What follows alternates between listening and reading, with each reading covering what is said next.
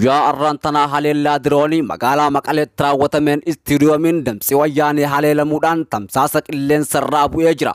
Konkolaataawwan hedduunis gubachuun beekamee jira. Marii nagayaatiif waamichi dhiyaate guyyaa lamaan booda Maqaleen dirooniin haleelamu TPLF himatte.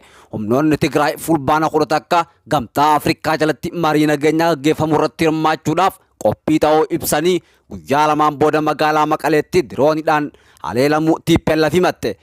Qondaalli TPLF Geetaachoo Raddaa haleellaan diroonii kun mooraa yuunivarsiitii irratti kan xiyyeeffate jechuudhaan tiwaayitara isaanii irratti barreesse. Yuunivarsiitiin Maqalee mooraan Adiyaakii jedhamu haleelamu kan ibse Geetaachoon haleellaa kana mootummaan Itoophiyaatii fi Eertiraatu raawwatan jechuudhaan himate.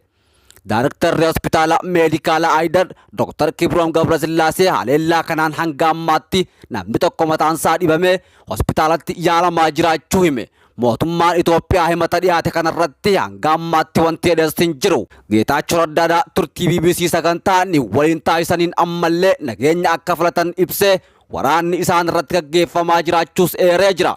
Nageenyi filannoo keenyaa dhumatee osoo jiru rakkoowwan siyaasaa garuu marii siyaasaatiin furamuu qabu jedhe. Haaldureewwan mariif kaa'atan keessaa tokko mootummaan fedhiisaa humnaan uummata Tigraay irratti fa'uu akka dhaabuudha jechuudhaan Geetaachoon dubbate.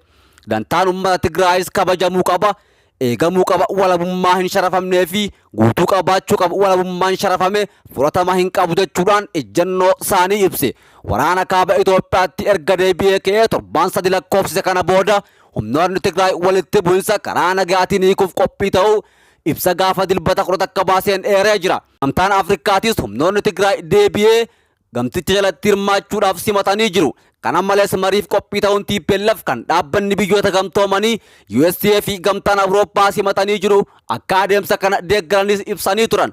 Dura ta'an gamtaa Afrikaa Muusaa Faakii Mahammad fedhiin humnoonni Tigraay mariidhaaf agarsiisanii fi waraana dhaabuudhaaf waamicha isaan dhiyeessan walitti bu'insa karaa nagaatiin hiikuudhaaf adeemsa deemaa jirruuf carraa guddaadha jedhan.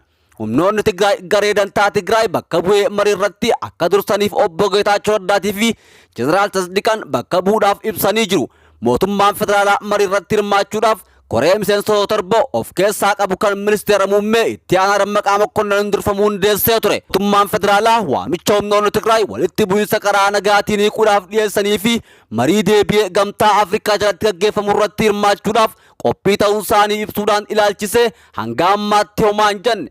Humnoonni Tigraay kanaan dura marii gamtaa Afrikaan gaggeessee fi jaarsummaa gamtaa Afrikaa bakka bu'ee gamticha Olusegun Obasanjoo didaa turan. Bakka isaanii pirezidaantii Keeniyaadhaa amma gadaan isaanii bu'ee jiru Uhuru Keeniyaattaa jaarsummaa filataa turan. Dura ta'an gamtaa Afrikaa Muusaa Faakii Mahammad yeroon Olusegun Obasanjoo akka jaarsummaa ta'aniif bakka buusan akka dheeratu ibsanii jiru. Humnoonni Yukureen lafa bal'aa Raashiyaan irraa fudhattee turte deebisanii haleeluudhaan irraa fudhachaa akka jiran pirezidaantiin biyyattii Volodimir Zelenskiin himanii turan. Zelenskiin akka himanitti fulbaana keessa loltoonni isaanii lafa kiiloomeetira iskeer 6,000 ol ta'u bahaa fi kibba biyyattii keessatti deebisanii to'atan jedhe. Raashiyaan garuu magaalota kaaba bahaa naannoo Kaarkiviititti argaman keessaa bahuu beeksiftee jirti. Xaaltonni dhimma waraanaa muraasni akka jijjiirama guddaa waraana keessatti mudate tokko ibsanii jiran. Moskoon guyyoota muraasan darban loltoota naannichaa keessaa kan baafte bahaa Yukireeniin naannolee Luhanskii fi Donetskii jedhaman irratti fuulleeffachuun akka ta'e beeksifte. Kan Moskoon jettu kun Raashiyaa keessatti illee otoo hin hafin fudhatama hin arganne. Maamiltoonni miidiyaa hawaasaa ammoo Raashiyaan naannicha kana keessaa bahuun taatee qaana'insaadha jedhan. Dhaabbanni Think Tank Ameerikaa keessa mandheeffatee fi waraana irratti qo'annoo gaggeessuu keessa kan hojjetan Maasoo Kilkiraanki BBCtti akka himanitti loltoonni Raashiyaa guutumaan guututti injifatamuun meeshaalee waraanaa hedduu dhabuu isaanii himan.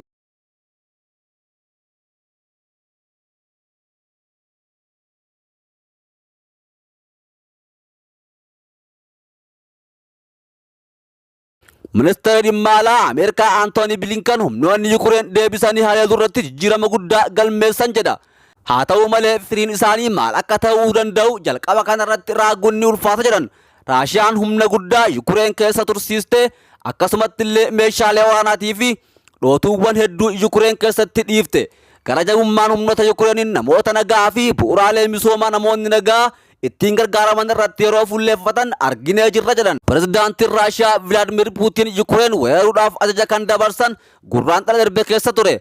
Hanga ammaatti Raashiyaan kutaalee biyyattii harka 5 keessaa tokko qabattee jirti. Pirezidaantii Yukureen Vilaadimir Zelenaaskiin jalqaba fulbana irraa kaasee loltoonni keenya lafa Yukureen kiiloomeetira iskeer 6,000 ol deebisanii to'atanii jiru jedhan. Ammas taanaan sochiin loltoota keenya itti fufee jira jedhan. Deebisanii haleeluun raawwatamaa jiru kun saffisaadha jechuudhaan dubbatan. Kamisa darbe Zelenaaskiin akka himanitti humnoonni Yukureen lafa kiiloomeetira iskeer 1,000 akka deebisanii fudhatuun dilbata ammoo lakkoofsa kana dachaa 3 guddisuudhaan kiiloomeetira iskeer 3,000 deebisanii to'achuu himan. Zelenaaskiin loltoota birgeediiwwan waraana biyyattii lafaa deebisanii to'achuu keessatti hirmaatan gootota dhugaa jiranii leellisan. Taatullee Zelenaaskiin magaalotaa fi mandaroota kanfaa akka bilisa bahan hin ibsine. Raashiyaan garuu loltoota isheedhaa magaalota akka Baalaakliyaa, Iziyuumii fi Kupiyaanskii kanneen naannoo Kaarkiif keessatti argaman keessaa bahu beeksiftee jirti. Yukureen haleellaa torbee darbee naannoo Kaarkiifitti gaggeessiteen loltoonni Raashiyaadhaa lakkoofsaan reeshoo 8 fi takka caalmaan jechuudhaan aangaa'uun Raashiyaa naannichatti mudate tokko dubbatan. Ligeencheef loltoonni Yukureen daangaa kaaba biyyattii deebisanii to'achuudhaan daangaa Raashiyaa dhaqqabuu isaanii TV Raashiyaatiin himanii jiru. Yukureen daangaa ishee Raashiyaadhaan jalaa qabamee ture keessaa iskeer kiiloomeetira 3,000 deebistee to'achuu beeksifte. BBC'n garuu kan Yukureen jettu kana hin mirkaneeffanne. Sa'aatii 24 darban qofatti bakkeewwan 20 ta'an deebistee to'achuu fi ammaas haleellaa kaabaa biyyattiitti gaggeessaa jirtu itti fuftee jiraachuu ibsite. Milkaa'inni Yukureen Raashiyaa irratti argachaa jirtu kun karoora waliigala oppareeshinii Raashiyaa irratti dhiibbaa guddaa fide jechuudhaan tikni waraana UK dubbatanii jiru. Oduu himaan Kireemleenii garuu karoorri Raashiyaan ganamaan qabatte kaatee hanga milkaa'utti oppareeshiniin jalqabame ittuma fufa jechuudhaan ibsan. Raashiyaan naannoolee Yukureen deebistee to'attee jirti haleellaa deebistee gaggeessaa jiraachuu ibsite. Bakkeewwan Raashiyaan haleeleetiin jettu kun Iziyuumii fi Kupiyaanskii kan sanbata darbe Yukureen deebistee Raashiyaa irraa to'atteedha. Loltoonni ishee magaalota lamaan Yukureen to'atte keessaa bahuun deebi'anii of gurmeessaa jiru jette. Injifatamuu dirree waraanaatti ishee mudateef Raashiyaan bu'uuraalee siviilii irratti xiyyeeffattee haleellaa gaggeessaa jirti jedhamuudhaan komatamti. Tajaajilli ibsaa Kaarkiivii fi bulchiinsa Dooneetskitti mudate kun lammiilee miliyoona tajaajila ibsaa malee hambisee jira. Kantiibaan magaalaa Kaarkiif garuu tajaajila ibsaa ammaa deebi'ee eegaluu ibsan. Ministeerri ittisa Yukureen Oleksii Raaziyaankoof akka jedhanitti amma xiyyeeffannoo guddaan milkaa'ina waraanaatiin daangaawwan Raashiyaa jalaa torbee darbee naannoo Kaarkiifitti bilisa ba'an nageenya isaanii mirkaneessuudha jedhe.